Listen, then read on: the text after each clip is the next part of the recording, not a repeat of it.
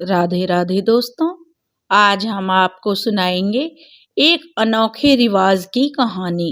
अगर आप हमारे चैनल पर नए हैं तो प्लीज हमारे चैनल को सब्सक्राइब करें, वीडियो को लाइक करें और शेयर करें। मेरा नाम कविता है। मैं एक गांव में रहती थी। हमारे गांव में एक बड़ा ही अजीब रिवाज था। हमारी जात धोबी थी। मेरे पिताजी धोबी का काम करते थे। और अगर हमारे गांव की अनोखी रिवाज यह थी, अगर शादी के बाद किसी लड़की को जो 5 महीने तक गर्भ नहीं ठहरता तो उसे एक तांत्रिक बाबा की कुटिया में 5 दिन के लिए भेज दिया जाता था। और जब वह बाहर आती तो वह गर्भवती हो जाती थी। मुझे यह बात सुनकर बहुत अजीब लगता था। मेरी भाभी को भी उस कोठड़ी में भेजा गया था और वो भी जो गर्भवती हो गई थी। यह बात मुझे बड़ी अजीब लगती थी और बहुत हैरान करने वाली थी। जब मैंने अपनी भाभी से उसके बारे में पूछा तो मेरी भाभी ने यह राज बताने से पहले तो मना कर दिया। फिर भाभी के चेहरे के भाव बदल गए, बल्कि उनके चेहरे का तो रंग ही उड़ गया था। वह रोते हुए कहने लगी थी, तुम अभी छोटी हो, इसलिए इन बातों पर ज्यादा ध्यान मत दो। और रोते हुए भाभी बताने लगी कि भगवान किसी लड़की पर ऐसा जुल्म सितम ना करे जैसा हमारे गांव की लड़कियों पर किया जाता है। मैं अपनी भाभी की बातें सुनते ही डर गई थी। लेकिन जब 6 साल के बाद मेरी शादी हुई तो मुझे भी तांत्रिक बाबा की कोठरी में भेज दिया गया था। लेकिन जो बात मुझे पता चली उसके बाद तो मेरे पैरों तलों से जो जमीन खिसक गई थी। मेरा नाम कविता था, लेकिन मुझे मेरी फैमिली में प्यार से सब कम्मो बुलाते थे। किसी ने भी मुझे कभी कविता के नाम से नहीं बुलाया था, क्योंकि यह नाम मेरी दादी ने रखा था। मेरी दादी मुझे प्यार से कम्मो बुलाया करती थी। उसके बाद से ही घर के सभी लोग मुझे कम्मो कहकर बुलाने लगे। मैं अपने परिवार की जो सबसे छोटी बेटी थी, इसलिए मेरे घर के सभी लोग मुझे बड़ा लाड किया करते थे। मुझसे बड़े मेरे 2 भाई और एक बहन थी। मेरे पिताजी की अपनी एक लॉन्ड्री की दुकान थी। हमारा परिवार गांव में ही रहता था और वहां पर काफी सारे लोग ऐसे थे जो धोबी से ही कपड़े धुलवाया करते थे। और या यह कह लो कि हम धोबी थे और मेरे पिताजी धोबी के काम करते थे। जैसे जैसे मैं जवान होती गई मुझे आइडिया हुआ कि हमारे गांव में कुछ रिवाज बहुत अजीब से हैं, जिनको लोग मानते भी हैं और उन पर ध्यान भी दिया जाता है। हमारे गांव में लड़कियों को पढ़ाने लिखाने का कोई रिवाज नहीं था, बल्कि उनका जन्म होते ही उनके लिए दहेज इकट्ठा करना शुरू कर दिया जाता था और उनकी शादी के बारे में पहले से ही सोच विचार कर लिए जाते थे कि जैसे ही लड़की जो जवानी की दहलीज पर पहुंचती तो उसकी शादी भी कर दी जाती थी और शादी भी अपने ही गांव में की जाती थी। आज तक कभी ऐसा नहीं हुआ कि किसी भी लड़की की शादी हमारे गांव से बाहर की गई हो। अगर लड़की हमारे गांव की होती तो उसकी शादी हमारे गांव के लड़के के साथ ही की जाती थी। मुझे याद है जब मैं 12 साल की थी तब गांव में एक हंगामा हुआ था। गांव में एक लड़की ने दूसरे गांव के लड़के से शादी करने की बात कही थी, लेकिन उस लड़की की बात पर कोई भी राजी नहीं हुआ था। लड़की भी जो अपने परिवार के आगे बुरी तरह से गिड़गिड़ा रही थी, यहाँ तक कि उसने अपने परिवार को रिश्ता लेकर भी हमारे गांव भेज दिया था। और वह लड़का कहता था कि मैं इससे मोहब्बत करता हूँ, मेरी शादी इस लड़की के साथ कर दो। मगर गांव के सरपंच ने हाथ उठाकर मना कर दिया था। अगर वहां शादी हो गई तो पूरा गांव मुसीबत में आ जाएगा। लड़का काफी समझाने पर भी नहीं समझ रहा था। फिर उसके घर वालों ने उस लड़के को अपने घर के कमरे में बंद कर दिया था और उसको कैद कर दिया था। वह लड़का काफी दिनों तक अपने घर से बाहर नहीं निकला था। कुछ दिनों बाद पता चला कि लड़के ने अपने कमरे में ही पंखे से लटक कर फांसी लगा ली। उस टाइम मैं बहुत छोटी थी, इसलिए इन बातों को इतनी गहराई से नहीं जानती थी और ना ही अपने गांव की इन रिवाजों के बारे में कुछ जानती थी। बस मैं 4th क्लास तक पढ़ी थी। मुझे आगे पढ़ने का बहुत शौक था, मगर मेरे पिताजी ने मना कर दिया था। चौथी क्लास तक भी बड़ी जिद से जो मैं पढ़ी थी। मेरे परिवार वाले तो मेरा स्कूल में एडमिशन ही नहीं कराना चाहते थे। मैं आगे पढ़ने की जिद करती तो मेरे पिताजी कहते, बस यहीं तक बहुत है, हमारे गांव में यह सब नहीं चलता। उस समय मैं बहुत रोई थी, बहुत तड़फी थी, मगर मेरे पिता पर उस बात का कोई असर नहीं पड़ा था। मुझे मेरी एक सहेली ने बताया कि जब सब गांव वाले हमारे गांव के जो प्रसिद्ध तांत्रिक बाबा को बहुत मानते हैं, तुम तांत्रिक बाबा के पास जाकर उनसे सिफारिश करवाओगी तो तुम्हारे पिताजी जरूर मान जाएंगे। ऐसे ही एक दिन मेरे सब घर वाले कहीं गए हुए थे, इसलिए मैं चुपचाप अपने घर से बाहर निकल आई और मैंने आज से पहले कभी तांत्रिक बाबा को देखा नहीं था। बस इतना जानती थी कि वही पूरे गांव और गांव के लोगों पर अपना राज चलाते हैं और सब लोग उनकी बातों को मानते हैं। इसलिए मुझे उम्मीद थी कि वो मेरी सिफारिश मेरे पिताजी से करेंगे तो मुझे आगे पढ़ने के लिए मेरे पिताजी मान जाएंगे। रास्ते में एक छोटा सा घर आता था। जैसे ही मैं इस घर के आगे से गुजरी, घर की खिड़की से एक लड़की झांक रही थी। उसने मुझे खिड़की से आवाज लगाई और उसने मुझे अपने घर के अंदर बुला लिया। वो मुझसे पूछने लगी, इतनी तेज धूप में कहाँ जा रही हो? तो मैंने उसे सारी बात बताई और कहा मैं तांत्रिक बाबा के पास जा रही हूँ। कुछ देर सोचने के बाद उस लड़की ने मुझसे कहा, तुम्हें पढ़ने का बहुत शौक है तो मैं तुम्हें पढ़ाऊंगी, लेकिन इस बारे में किसी को पता नहीं चलना चाहिए, तुम मुझसे पढ़ती हो। उनकी यह बात सुनकर मैं बहुत खुश हो गई, क्योंकि मुझे पढ़ने के लिए एक टीचर मिल गई थी जो मुझे पढ़ाती। उसका नाम अनीता था। जब दोपहर को मेरे घर वाले सोने के लिए लेट जाते तो मैं अनीता मैडम से पढ़ने के लिए आ जाती थी और उन्होंने मुझे पढ़ने के लिए किताबें और कॉपियां दी थी। अनीता मैम को देखकर लगता था कि वो बहुत ही पढ़ी लिखी हैं और अपने घर में शायद अकेली रहती हैं, क्योंकि मैंने उनके घर में उनके अलावा कभी किसी को नहीं देखा था।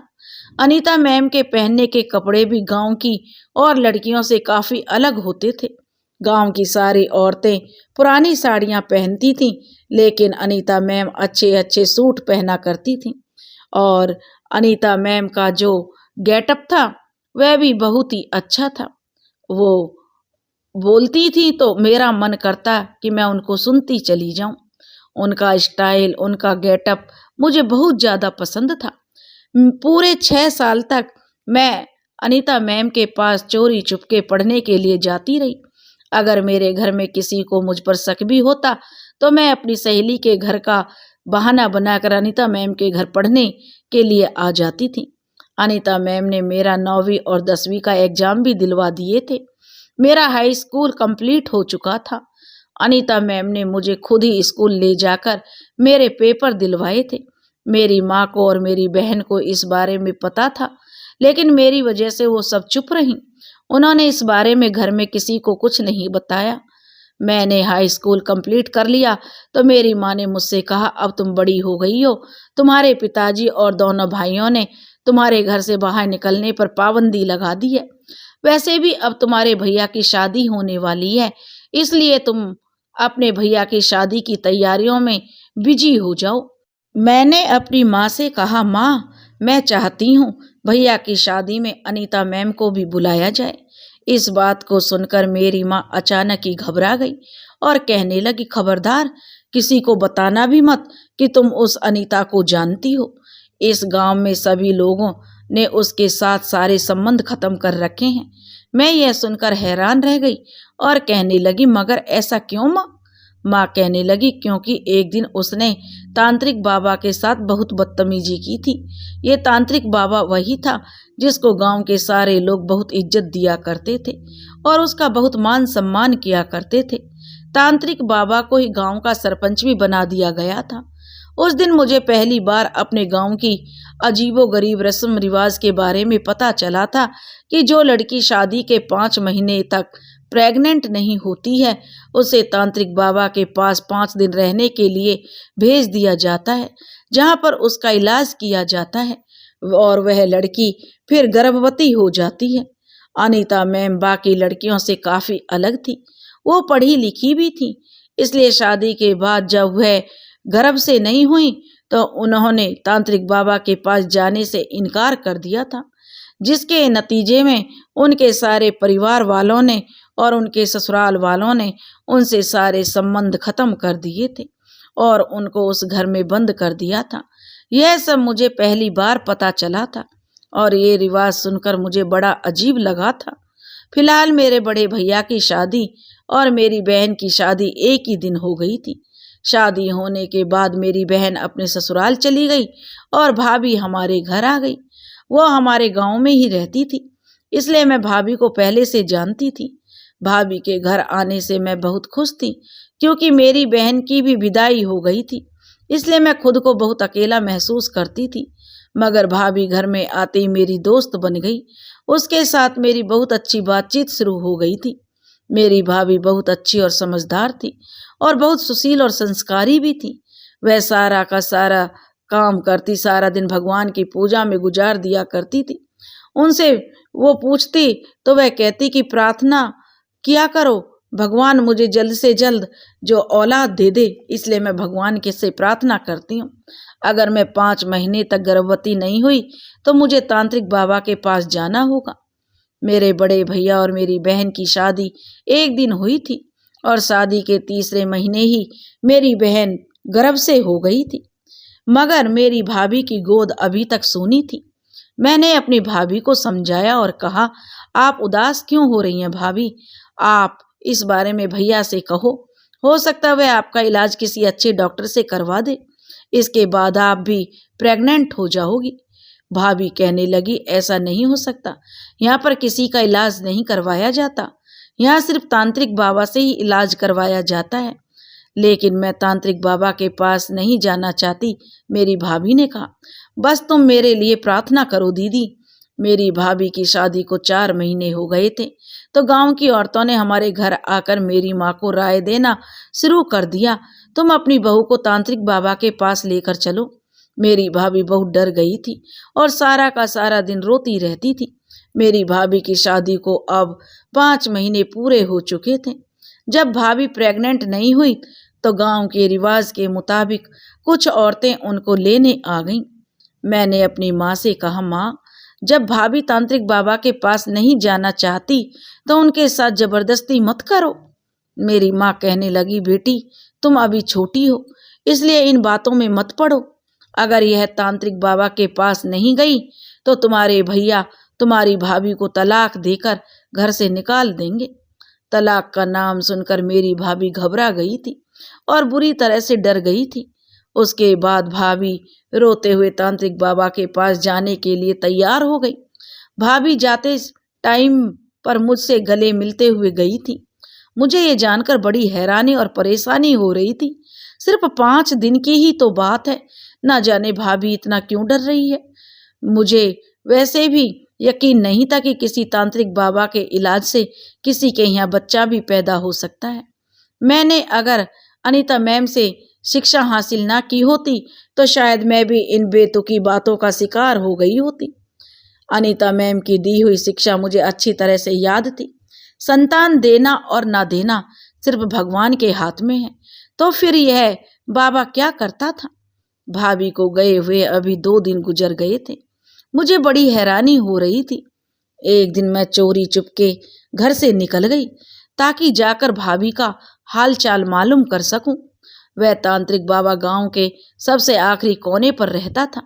मैं अपना मुंह छिपाकर वहां से चली गई थी। वह एक बड़ी सी कोठड़ी थी जिसके आसपास काफी सारे छोटे छोटे कमरे भी बने हुए थे। उन कमरों में काफी सारी औरतें मौजूद थीं। मैं हर कमरे में खुली हुई खिड़की के पास जाकर भाभी को ढूंढ रही थी। आखिर 3-4 कमरों के बाद एक कमरा आया था जिसकी खिड़की खुली हुई थी। वहां से मुझे अपनी भाभी नजर आ गई थी। वो जमीन पर बैठी हुई थी। मैंने उनको आवाज दी तो मेरी भाभी मुझे देखकर चौंक गई थी और कहने लगी, दीदी तुम यहाँ क्यों आई हो? जाओ यहाँ से, मैं 2 दिन के बाद खुद आ जाऊंगी। मैंने कुछ पूछना चाहा तो भाभी ने हाथ जोड़ दिए। उनकी आंखों में आंसू थे और वो कहने लगी, तुम्हें भगवान का वास्ता है दीदी, यहाँ से चली जाओ, भगवान के लिए चली जाओ। भाभी की हालत देखकर मुझे बहुत अफसोस हो रहा था। वह मुझे कुछ परेशान सी नजर आ रही थी। भाभी ने कहा, तुम जाओ यहाँ से, मैं नहीं चाहती कोई तुम्हें देख ले। मैं भाभी के कहने से घर लौट आई थी। पूरे 5 दिन हुए तो मेरी माँ और भैया जाकर भाभी को घर ले आए थे। भाभी बहुत बुरी हालत में लग रही थी। उनकी आंखों के नीचे डार्क सर्कल भी पड़ गए थे और वह पहले से ज्यादा कमजोर लग रही थी। मैंने कहा, माँ ये भाभी को क्या हुआ है? मेरी माँ कहने लगी, तू चुप कर, कुछ नहीं हुआ तुम्हारी भाभी को। तुमसे कितनी बार कहा है बड़ों के बीच में मत बोला करो, अभी तुम छोटी हो। माँ ने मुझे डांट कर खामोश करवा दिया था। माँ कहने लगी, बाबा के इलाज की वजह से ऐसा हुआ है, घबराने की कोई बात नहीं है। मैंने माँ के ऐसा कहने पर अफसोस से सिर हिला दिया था और अपने दिल में सोचने लगी, कहीं ऐसा भी होता है कि बाबा के इलाज से भाभी प्रेग्नेंट हो जाए। लेकिन मैं हैरान तो तब हुई जब 1 महीना गुजर गया था और उसके बाद खबर मिली कि भाभी प्रेग्नेंट है। माँ और भैया की तो खुशी का ठिकाना नहीं था। वो सारे गांव में मिठाइयाँ बांट रहे थे और खूब खुशियाँ मना रहे थे। मैं तो जितना हैरान होती उतना ही कम था। यह सब कुछ मेरी सोच से भी ऊपर था। मैंने भाभी से पूछा, भाभी इस सब का क्या राज है? ऐसे कैसे हो गया? आखिर वह तांत्रिक बाबा औरतों के साथ ऐसा क्या करता है कि औरत इतनी जल्दी प्रेग्नेंट हो जाती है? और आप भी प्रेग्नेंट हो गई, ऐसा कैसे हुआ? बताओ ना भाभी, वहाँ उसकी कोठरी में आपके साथ क्या हुआ? मेरी यह बात सुनकर मेरी भाभी के चेहरे के भाव बदल गए थे। वो अपनी आंखों में आंसू भरकर कहने लगी, दीदी मुझसे यह सब मत पूछो। मैंने भाभी से बहुत जिद की तो भाभी ने बस इतना ही कहा, दीदी तुम अभी छोटी हो, मैं तुम्हें पूरी बात नहीं बता सकती, तुम बस इतना समझ लो, वहां पर जो ये रिवाज है यह बहुत ही गलत है। मुझ जैसी लड़कियों की जिंदगी वहां पर बर्बाद की जाती है। भगवान किसी भी लड़की पर ऐसा जुल्म ना करे जो हमारे गांव की लड़कियों पर होता है। मैं भी भाभी की बातें सुनकर डर गई थी। आखिर ऐसा क्या जुल्म होता है? भाभी ने कहा, वक्त आने पर तुम्हें सब कुछ पता चल जाएगा। उस दिन के बाद हमेशा मैंने भाभी को उदासी देखा था। 9 महीने पूरे होने के बाद भाभी ने एक बेटी को जन्म दिया था। भाभी की बेटी देखने में बिल्कुल भाभी पर गई थी, लेकिन चौंकाने वाली बात यह थी, संतान के लिए मन्नतें और प्रार्थना करने वाली भाभी की जब अपनी संतान हो गई तो वह उसे देखती तक नहीं थी। लगता ही नहीं था कि वह उनकी बेटी है। वह तो उससे सदा बिल्कुल भी प्यार नहीं करती थी। मेरी माई उस बच्ची को संभालती थी। मैं कई बार भाभी से कहती कि भाभी अपनी बेटी का ध्यान रखा करो, आपकी बेटी को हम क्यों संभालें, हमसे ज्यादा यह आपकी बेटी है। मगर वो शायद दिमाग की मरीज बन चुकी थी। हंसकर कहती थी, उसे वहीं उस कोठड़ी पर छोड़ाओ, मैं क्यों उसे हाथ लगाऊं, मैं तो गंदी हो गई हूँ, मेरे साथ गंदा काम किया गया है। पता नहीं क्यों, मगर यही लगता था। जब से भाभी उस तांत्रिक बाबा के पास गई है तब से वह बहुत अजीब सी हो गई है। मुझे भाभी की हालत के बाद जो भाभी पर तरस आने लगा था, वह हमेशा खोई खोई सी रहती थी और अब तो बिल्कुल अपने होशो हवास खोने लगी थी। माँ रोज परेशान होकर यही कहती, इसे ठीक करने के लिए एक बार फिर से तांत्रिक बाबा के पास ले जाना पड़ेगा। एक दिन जब भाभी के सामने ये बात हुई तो उन्होंने दोबारा से तांत्रिक बाबा के पास लेकर जाना पड़ेगा। यह बात सुनकर पूरी तरह से वो डर गई और कहने लगी, नहीं, मुझे दोबारा उनके पास नहीं जाना है। वो डर की वजह से खुद को बदलने की कोशिश कर रही थी और वह ठीक भी हो गई थी। उसके बाद मेरी माँ बड़े गर्व के साथ लोगों से कहती, देखा, बस तांत्रिक बाबा का नाम लिया और हमारी बहू ठीक हो गई। इससे में जो बढ़कर और चमत्कार का सबूत क्या होगा? तांत्रिक बाबा तो बड़े चमत्कारी हैं, मगर मेरा जो मन था वह मानने को तैयार नहीं था। मैंने 1-2 बार फिर से भाभी से पूछा, भाभी तांत्रिक बाबा ने किस तरह से आपका इलाज किया है? मगर भाभी हंस देती थी, तुम फिक्र मत करो, तुम्हें सब कुछ पता चल जाएगा जब तुम्हारी शादी होगी। मैं भाभी की हालत देखकर सोचती रहती कि भगवान ना करे मुझे उस तांत्रिक के पास जाना पड़े। इसी तरह से 2-3 साल और गुजर गए और इसी दौरान मेरी एक बहुत ही अच्छी सहेली की शादी हो गई थी। वो भी 5 महीने तक प्रेग्नेंट नहीं हुई तो उसे भी तांत्रिक बाबा के पास भेज दिया गया था। मगर वह जब वापस आई तो बहुत खुश हाल में नजर आ रही थी। मुझे लगा वह भी भाभी की तरह उदास और परेशान होगी और मुझे कोई और ही कहानी सुनाएगी। मगर वह तो कहने लगी उस पर तंत्र मंत्र का पढ़ना फूंक कर जो उसका इलाज किया गया है और बड़े अच्छे तरीके से वहां पर उसने 5 दिन गुजारे हैं, उसके साथ कुछ गलत नहीं हुआ है। और ज्यादा हैरत की बात यह थी कि वह भी प्रेग्नेंट हो गई थी। सो वो अलग अलग बातें एक ही इंसान के बारे में बता रही थी। मैं बहुत ही उलझन का शिकार हो गई थी। मेरे लिए गांव से एक रिश्ता आया और जल्दी मेरी शादी भी तय कर दी गई थी। मैं अपनी शादी के बाद बहुत खुश थी क्योंकि मेरा पति बहुत अच्छा इंसान था। मेरी ससुराल में भी सभी लोग बहुत अच्छे थे। मैंने कभी सपने में भी नहीं सोचा था जो दूसरों के साथ हुआ ऐसा कभी मेरे साथ भी हो सकता है। जैसे ही मेरी शादी को 3 महीने गुजरे, हर तरफ से आवाज आने लगी, तुम्हारे यहाँ बच्चा कब पैदा होगा, तुम्हारी बहू प्रेग्नेंट कब होगी। कोई औरत हमारे घर आकर कहती, अगर तुम्हारी बहू 5 महीने तक प्रेग्नेंट नहीं हुई तो इसे तांत्रिक बाबा के पास ले जाना। मैं इन सारी बातों से बड़ी परेशान हो गई थी और परेशान होकर अपने अनीता मैम के पास चली गई थी और उनको सारी बात बताकर उनसे राय मांगी। उन्होंने मुझसे कहा, ऐसा करना, अपनी शादी के 5 महीने पूरे होने के बाद तुम अपनी ससुराल वालों को झूठ बोल देना कि तुम प्रेग्नेंट हो गई हो। मैं यह राय सुनकर परेशान हो गई और कहने लगी, ऐसे तो कुछ दिनों में मेरा राज खुल जाएगा और जब सब के सामने मेरा सच आएगा तो फिर मैं क्या करूंगी। अनीता मैम ने कहा, तो फिर तुम्हारे पास एक ही रास्ता है, तुम वहां जाने से मना कर देना। मैंने दुखी होकर उनसे कहा कि आपकी तरह मुझे भी घर के अंदर कैद करके रखा जाएगा। आप तो बहुत मजबूत हैं मैम, लेकिन मैं इस तरह की जिंदगी नहीं जीना चाहती। अनीता मैम ने हैरान होकर पूछा, फिर तुम क्या करोगी। मैंने उनसे कहा कि मैं तांत्रिक बाबा के पास जरूर जाऊंगी और जाकर सच का पता लगाऊंगी, आखिर वहां पर चल क्या रहा है। और मैं अपनी सास को भी कह दूंगी कि ठीक है, मैं चली जाऊंगी।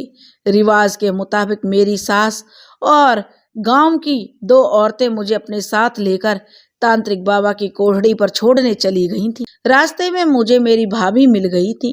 वो इशारे से मुझे मना कर रही थी, वहां पर मत जाओ। मगर मैं इतने सालों से अपने अंदर जगी हुई जिज्ञासा और सवालों के जवाब जानना चाहती थी, इसलिए मुझे तांत्रिक बाबा के पास जाने का कोई डर नहीं था। मैंने जैसे ही वहां पर कदम रखा तो मैं हैरान रह गई। मेरे पैर तो जैसे जड़वत हो गए। ये वो माहौल नहीं था जो मेरी शादी से पहले था। यहाँ पर सारी औरतें गीता का पाठ करती हुई नजर आ रही थी। चारों तरफ अगरबत्ती की खुशबू आ रही थी। मैंने इससे पहले कभी भी तांत्रिक बाबा को देखा नहीं था। मैंने उनका सिर्फ नाम ही सुना था और जब देखा तो मैं दंग रह गई। उनके पास एक काला सा पत्थर रखा हुआ था और वह आंखें बंद करके बैठे हुए थे और यह सब देखकर मैं बहुत ज्यादा हैरान रह गई, क्योंकि वह कुछ औरतों को फूंक मारकर कुछ दे रहे थे। लेकिन यहाँ पर ऐसा कुछ भी नहीं था, जो कि मैं हैरान रह गई कि मेरे साथ मुझे तांत्रिक बाबा के कहने पर ही एक कमरे के अंदर 2 औरतें छोड़ आई थी। यह कमरा छोटा सा और सिंपल था। चारों तरफ चादर बिछी हुई थी। हर जगह जगह पर मोमबत्ती लगी हुई थी। सारे कमरे में मोमबत्ती से ही रोशनी हो रही थी। लेकिन इस खतरनाक कमरे में मुझे डर लग रहा था। लेकिन इस कमरे में मेरे अलावा कोई और मौजूद नहीं था। मैं यहाँ पर अकेली थी। मुझे अपनी दोस्त की बात पर यकीन आने लगा। यहाँ पर सिर्फ तंत्र मंत्र फूंक कर ही औरतों का इलाज किया जाता है। मेरी सास ने मुझे बताया था कि मुझे 5 दिन तक लगातार यहीं पर रहना है। मैं यहाँ पर जो कोई भी परेशानी मुझे नहीं हो रही थी, यहाँ पर आराम से थी। लेकिन मुझे घबराहट हो रही थी, क्योंकि 5 दिन मुझे इसी कमरे में काटने थे। अब मुझे रात हो गई तो रात के समय मेरे पास एक लड़की मुझे खाना देने के लिए आई थी। उस लड़की के अलावा कमरे में अभी तक कोई और मुझसे मिलने नहीं आया था और ना ही इस बाबा ने मुझे बुलाया था। मैंने सोचा उसके पास ज़्यादा भीड़ भाड़ थी, इसलिए शायद मुझे सुबह बुलाया जाए। यही सब सोचकर मैं सोने के लिए लेट गई।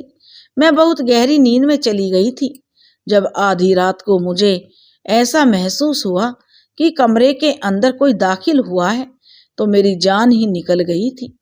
कमरे में बुरी तरह से अंधेरा छाया हुआ था। मेरे दिमाग में वह सब आने लगा जो भाभी कहा करती थी। इससे पहले मैं शोर मचाती, जो आदमी अंदर आया था उसके हाथ में मोमबत्ती थी। उस मोमबत्ती की रोशनी में जब उस आदमी के चेहरे पर पड़ी तो उसको देखकर मुझे सुकून मिला।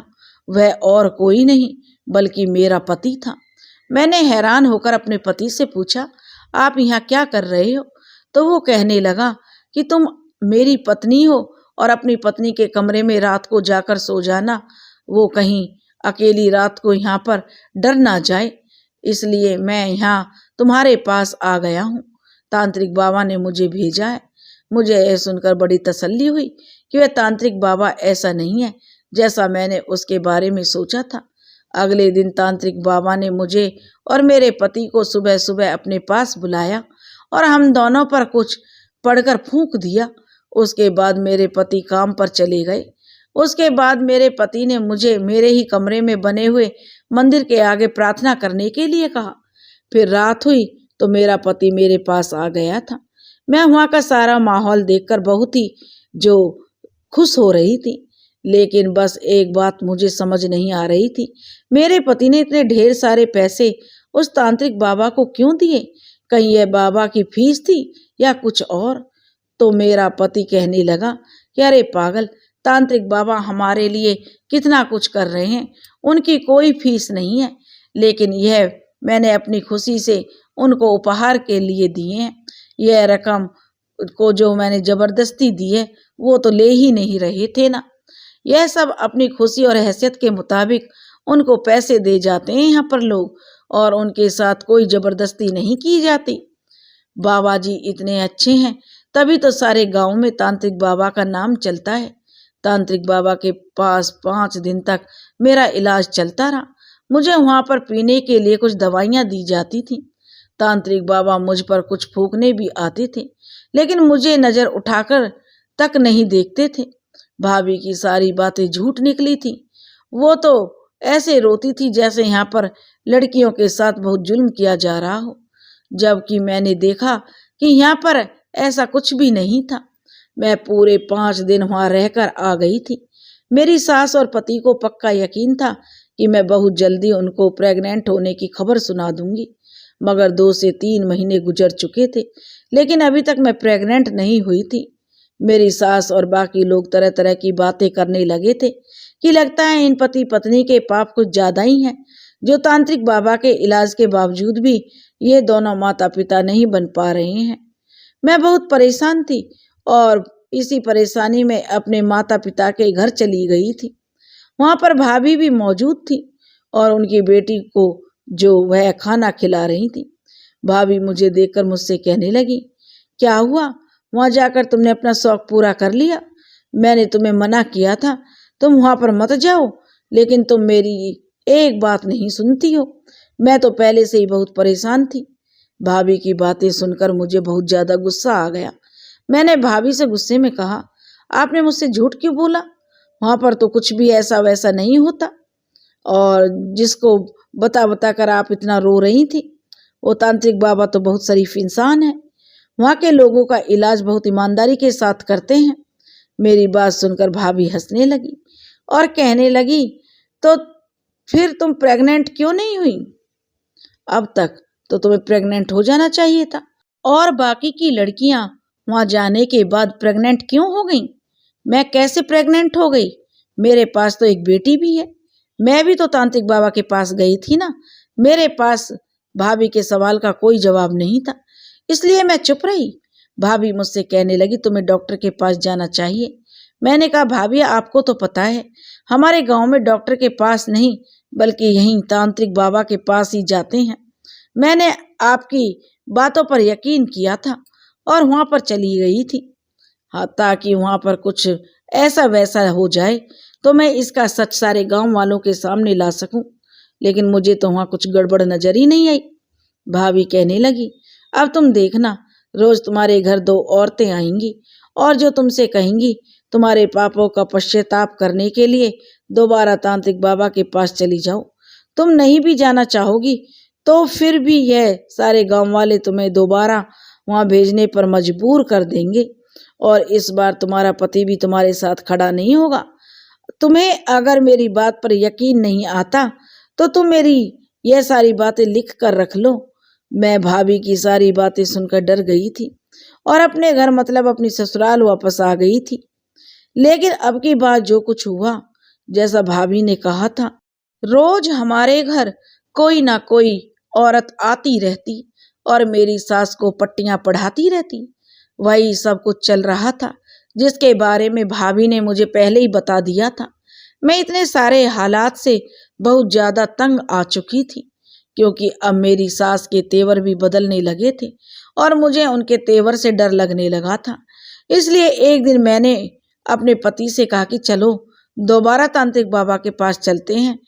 अब तक भाभी की कही गई सारी बातें सच साबित हो रही थी और मैं और मेरे पति वहां पर गए तो तांत्रिक बाबा हमसे कहने लगा, तुम्हारे पति के पाप तो बहुत कम हैं, लेकिन तुम्हारे पाप ज्यादा हैं जिसका पश्चाताप तुम्हें करना होगा, जिसके लिए तुम्हें लगातार 3 दिन और 3 रातों तक कमरे के अंदर बंद होकर सिर्फ और सिर्फ भगवान के आगे प्रार्थना करनी है। मैंने कहा ठीक है, इसमें मेरे पति भी मेरा साथ देंगे। लेकिन तांत्रिक बाबा ने कहा नहीं, इस बार तुम्हारा पति तुम्हारा साथ नहीं देगा और ना ही वो कमरे में रुकेगा। यह बात सुनकर मेरे पसीने छूट गए थे। भाभी की कही गई हर बात सच साबित हो रही थी। न जाने क्या सच था और क्या झूठ था। वो जो मैं अपनी आंखों से पिछली बार देख चुकी थी, या वो सच था, या जो मैं अब देख रही थी वो सच है। मैं अपने पति को रोकना चाहती थी मगर वो रुके नहीं और मुझे छोड़कर चले गए। मेरा दिल कह रहा था मुझे यहाँ से भाग जाना चाहिए क्योंकि मुझे अपने साथ कुछ गलत होने का अंदेशा नजर आ रहा था। लेकिन मैं उठकर कमरे से चली गई जहां पर मुझे तांत्रिक बाबा ने जाने के लिए कहा था। मैं दोबारा वहीं आ गई थी जहां पर मैं पहली बार भी नहीं जाना चाहती थी और एक बार फिर से मैं उसी कमरे में आ गई क्योंकि हालात ही ऐसे हो गए थे, क्योंकि मैं ना चाहते हुए भी भाभी के कहने पर यहाँ आ गई थी और फिर मुझे सच का भी पता लगाना था। थोड़ी देर गुजरी थी कि तांत्रिक बाबा भी कमरे में आ गया था। मैंने कहा, आप यहाँ क्या करने आए हैं? तांत्रिक बाबा ने मेरे करीब आते हुए कहा, मैं तुम्हारे बारे में सब जानता हूँ। मैं डरकर पीछे हट गई और पूछने लगी, तो आप मेरी मदद करेंगे? तांत्रिक बाबा कहने लगा, हाँ मैं तुम्हारी जरूर मदद करूंगा, बल्कि मैं तुम्हारी मदद करने के लिए ही तो यहाँ पर आया हूँ। तुम जरूर माँ बनोगी और अपने बच्चे को अपने हाथों से खिला सकोगी, लेकिन उसके लिए एक शर्त होगी। मैं तुमसे जैसा कहूँगा तुम्हें वैसा ही करना पड़ेगा। तांत्रिक बाबा ने जो मुझे शर्त बताई उसे सुनकर तो मेरे कदमों तले से जमीन ही निकल गई थी। भाभी ने सच्ची कहा था, वह इंसान नहीं है बल्कि एक बहुत बड़ा दरिंदा था। इंसान के रूप में एक छुपा हुआ भेड़िया था जो लोगों के साथ गलत कर रहा था। उसने मुझे गलत काम करने के लिए कहा था। मैंने जब इनकार किया तो वो कहने लगा, इस तरह से तो तुम कभी भी मां नहीं बन सकती हो। रोज लोग तुम्हारे घर जाकर तुम्हें बेइज्जत करेंगे, तुमसे सवाल करेंगे तो तुम क्या जवाब दोगी?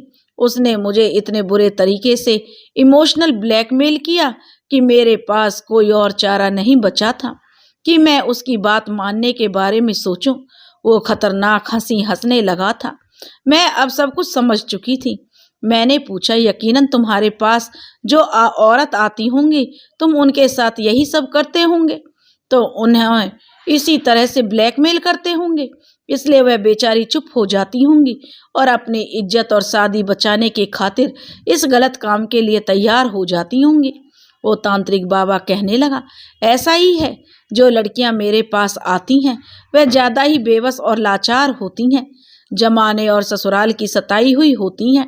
अगर उनके यहाँ बच्चा पैदा ना हो तो उनका तलाक हो जाएगा। इसी डर से वह मेरे पास आती हैं, मेरे बच्चों की माँ बनकर अपनी शादीशुदा जिंदगी बचा लेती हैं। मेरी मानो तो तुम्हें भी अपनी शादीशुदा जिंदगी बचाने के लिए ऐसा ही करना चाहिए। मैंने कहा, तुम्हें शर्म नहीं आती? मासूम गांव वालों को धोखा देते हुए यह रस्म रिवाज के नाम पर तुमने बहुत सी औरतों के साथ गलत काम किया है, उनकी इज्जत के साथ खिलवाड़ किया है। तो वह तांत्रिक बाबा हंसने लगा और कहने लगा, इस रिवाज की शुरुआत मेरे पिता ने की थी। वह अच्छी खासी कमाई करते थे, इलाज के नाम पर अय्यासी भी कर लिया करते थे। यह गांव वाले बहुत मासूम लोग हैं, इनको बेवकूफ बनाना बड़ा आसान होता है, क्योंकि इनको बेवकूफ बनाया नहीं जा सकता। ये लोग तो पहले से ही बेवकूफ हैं, अपनी बहन बेटियों और पत्नियों को गैर मर्द के हवाले छोड़ जाते हैं। उस आदमी की बातें सुनकर मैं शॉक्ड रह गई। उसने मुझे काफी सारी ऐसी बातें बताई जो हैरान करने वाली थी। वो आदमी जिसे सारे गांव वाले अपना सब कुछ मानते हैं, वह इतना घटिया हो सकता है, मैंने यह कभी सपने में भी नहीं सोचा था।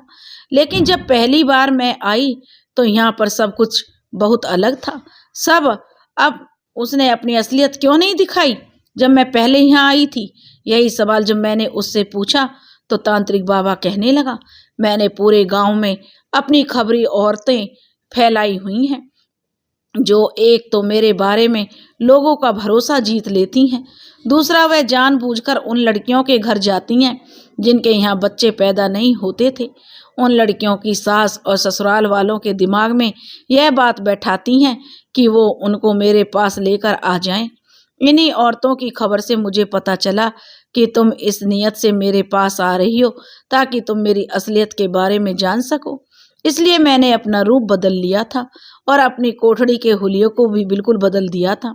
मैं नहीं चाहता था कि तुम मुझ पर किसी तरह का भी शक करो, इसलिए मैंने तुम्हें शक करने का मौका ही नहीं दिया। मैंने ही उन औरतों को दोबारा तुम्हारे घर भेजा ताकि वो तुम्हें फिर से ताने देकर तुम्हें यहाँ आने पर मजबूर कर दें। तुम दोबारा यहाँ पर आने पर खुद मजबूर हो जाओ, और वही हुआ।